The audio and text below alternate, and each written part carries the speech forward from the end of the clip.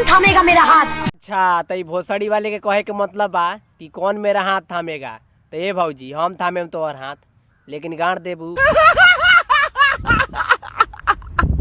का हाल बा करे जा लोग। आज हम बनू डिग्रेड के और मनी मिराज के रोस्ट करे वाला बानी, या उहे दोनों आदमी के रेले वाला बानी। आई वीडियो सिर्फ मनोरंजन खातिर बा, ना दिल पर लेक बा, ना गाड़ पर लेक बा, ना लाड़ पर लेक बा।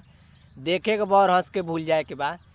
तो भाई लोग बहुत दिन से हमार वीडियो ना आयल हुई, ए खातिर सॉरी कहतानी, काहे कि बाहर में चल के रहनी है, सारा टाइम ना मिलत रहा है। कर बहिन चुदो बाहर जेब तो कौन मोबाइल छीन ली। आ खुशी के बात बताओ तनी भाई लोग कि हम घरे आगल बानी।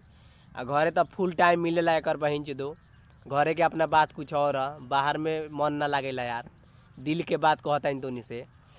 और घरे आल बानी तो अब बैक टू बैक वीडियो मिली, और बाहर में तो मन ना लागेला। घरे आल बानी तो भाई लोग इतना दिन से हम वीडियो ना डालनी है, एकर मजबूरी रलक है कि हम मतलब बाहर चल के रहनी है। एकर बहिन चुदो टाइम ना मिलत रहलक है, गाड़ मारावत रहनी, आई मीन टाइम ना मिलत रहलक है, ना सब्सक्राइबर भागल ना कुछ हो।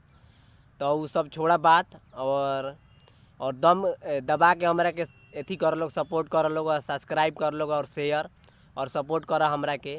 तो भाई लोग ज़्यादा बकचोदी ना करेम, घरे तो आगल बानी, खूब मन लागत, बाहर में मन ना लागत रहलक है। तो भाई लोग बिना कोनो लड़वा लहसुन के ना स्टार्ट करल आज के वीडियो।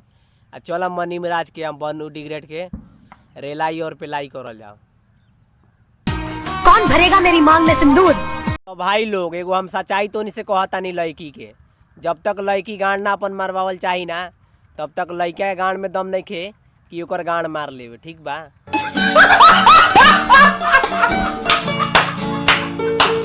हमरा ये नहीं समझ में आ रहा है कि अब तोरा कोई डालबे नहीं करेगा। अच्छा भैया जी के कहे के मतलब बा कि अब तोरा कोई नहीं डलबे करेगा। तो ये भैया जी हम डाले मो मांग में सिंदूर, लेकिन ओकरा बदले हमरा गांड चाही, दियई बा।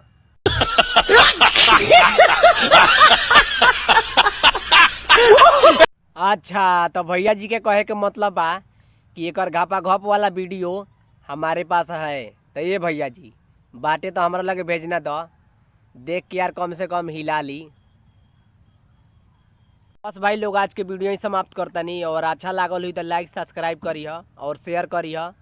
और भाई लोग बतावल चाहता नहीं कि तबीयत थोड़ा ख़राब बा, सर्दी एकर बहिन चो दोगल बा, खांसी और आवाज़ कम आयल हुई खातिर सॉरी कहता नहीं, तबीयत सही नहीं के। तो भाई लोग एक एगो वीडियो बनानी है, एडिटिंग करे में मतलब बहुत दिक्कत होला। तो फिर कल एगो और वीडियो आई, तब तक लिए वीडियो के बहुत सारा प्यार दुलार दो, और व्यूज ज़्यादा से ज़्यादा दो, और शेयर करो ज़्यादा, ठीक बा। और सब्सक्राइब भी करिए, और भाई लोग वीडियो के शेयर ज़रूर करिए।